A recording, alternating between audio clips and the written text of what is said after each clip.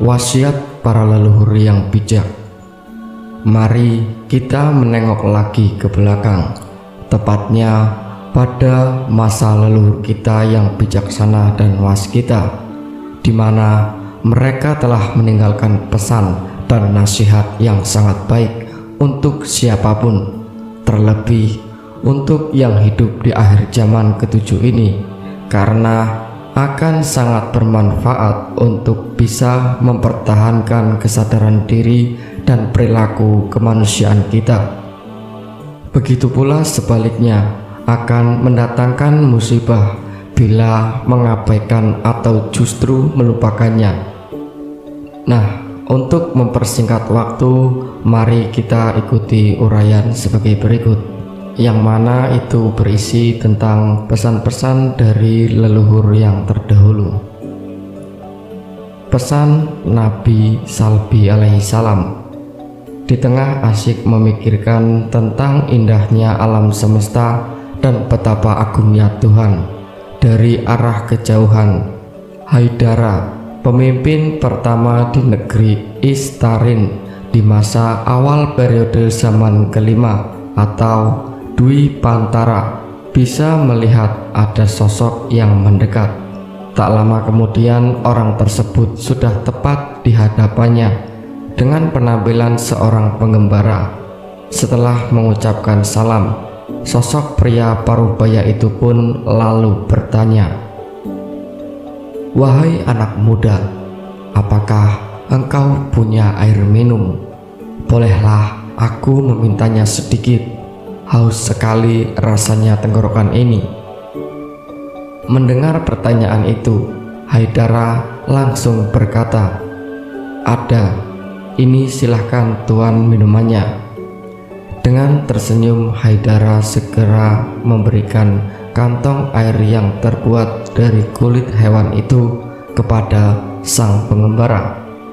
Tanpa menunggu lama lagi, pria tersebut langsung mengambil tempat air itu lalu meminum isinya sampai habis.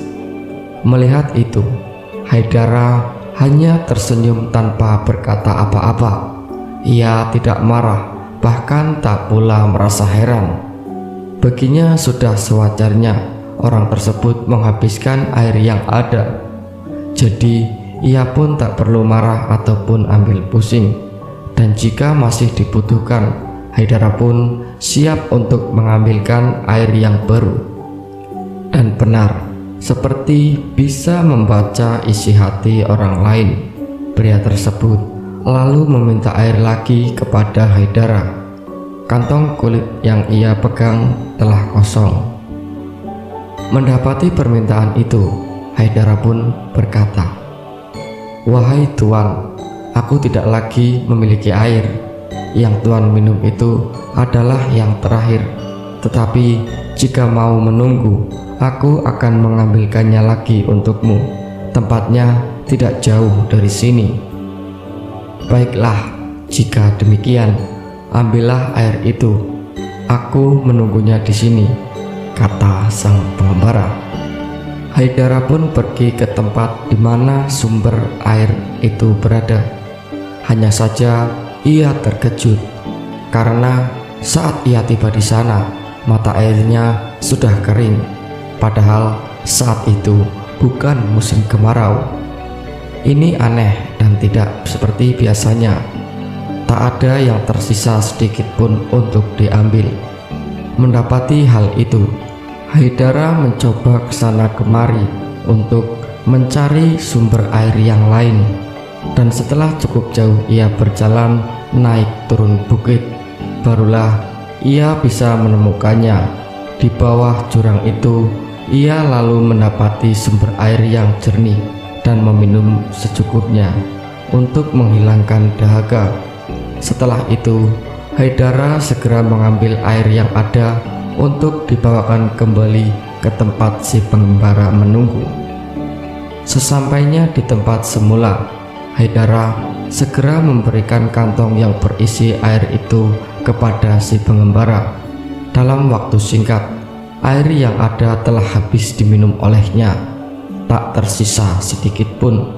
Ia pun berkata, "Wahai anak muda, air di dalam kantong ini sudah habis. Sebenarnya aku masih merasa haus. Ambilkanlah lagi, dan sisanya nanti cukup untuk bekalmu pulang ke rumah." Atas permintaan itu, sekali lagi Haidara tidak marah dan hanya tersenyum saja. Ia pun berkata, "Baiklah Tuan, tunggulah sejenak, aku akan mengambilnya untukmu." Singkat cerita, Haidara sudah kembali membawa kantong penuh berisi air. Ia lalu memberikannya kepada sang pengembara, tetapi sesuatu aneh pun terjadi. Si pengembara cuma sedikit meminumnya, lebih pada mencicipi saja. Setelah itu, ia justru membuang semua air yang ada di dalam kantong ke tanah. Tanpa rasa berdosa, ia lalu bertanya kepada Haidara, yang sebenarnya masih terkejut dengan sikap itu. Sang pengembara pun berkata, "Wahai anak muda, kau tahu kemana air itu pergi dan mengapa aku melakukannya?" Setelah berpikir sejenak, Haidara lalu menjawab, "Air itu masuk ke dalam tanah, meresap ke sana dan menghilang. Tetapi mengenai alasan Tuhan melakukan hal itu, aku tidak tahu. Sudilah kiranya untuk memberikan penjelasan." Dengan tersenyum, sang pengembara pun berkata, "Ketahuilah bahwa air yang masuk ke dalam tanah jika dilihat akan hilang tanpa bekas, tetapi sebenarnya air itu tidak pernah hilang. Ia hanya masuk ke dalam tanah untuk bisa berkumpul dengan air yang ada di dalam bumi atau sumber utamanya. Ini adalah isyarat bahwa kehidupan manusia itu abadi. Begitu pula dengan amal dan perbuatannya, tak ada yang hilang begitu saja. Semuanya akan menerima ganjaran yang setimpal dengan perbuatannya, cepat ataupun lambat. Karena itulah kelahiran, kehidupan duniawi, dan kematian itu adalah tahapan hidup bagi setiap diri manusia. Dan selama itu ia membutuhkan tujuan yang jelas. Seperti air ketika dituangkan ke tanah, maka ia akan mencari sumbernya. Itulah tujuan hidup yang sejati, yaitu mencari sumber kehidupan ini. Dialah Sang Maha Esa dan Maha Penguasa. Mendengar penjelasan itu, Haidara hanya bisa terdiam. Ia tak bisa berkata-kata lagi, karena yang disampaikan oleh sang pengembara itu adalah kebenaran yang sejati. Dan sekali lagi sosok tersebut melakukan hal yang aneh. Air yang masuk ke dalam tanah itu lalu ditariknya kembali ke dalam kantong air yang ia pegang. Ia pun berkata, "Apa yang kau pikirkan tentang hal ini?" "Tuhan lebih tahu jawabannya. Mohon kiranya Ananda berikan petunjuk," jawab Haidara dengan sikap hormat dan rendah hati. "Wahai Ananda, hanya orang-orang yang mengetahui tujuan hidupnya saja yang bisa kembali kepada penciptanya dengan selamat. Dengan tujuan itu, ia baru akan benar dalam menjalani kehidupan ini, sehingga bermanfaat bagi orang banyak.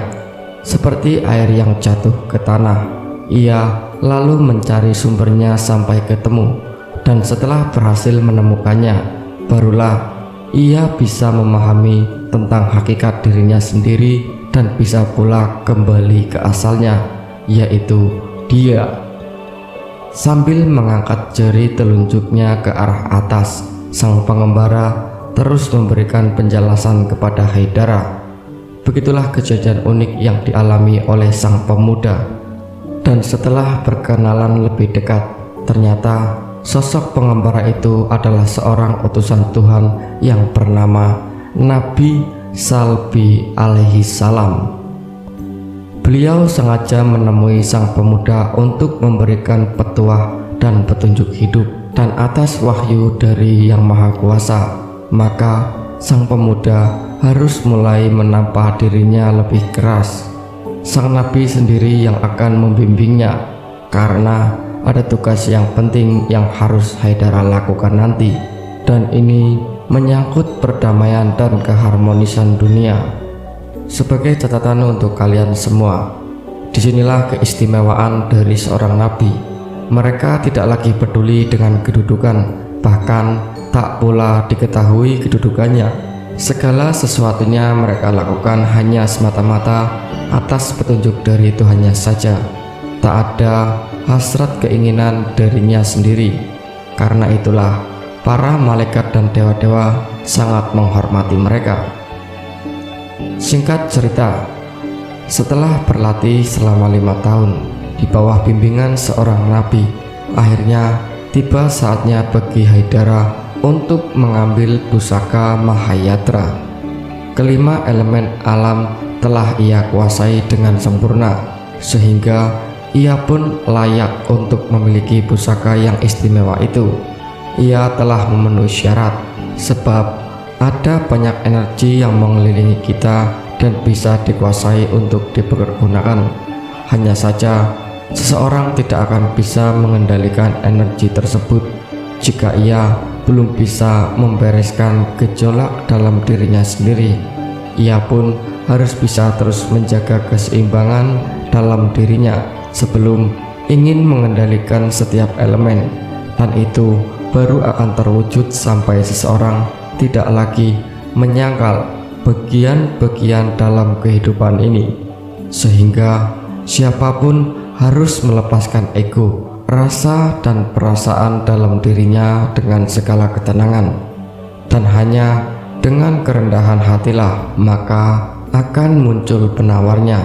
Karena itu, ketika seseorang bisa mengendalikan elemen alam, berarti ia tidak sedang menguasainya.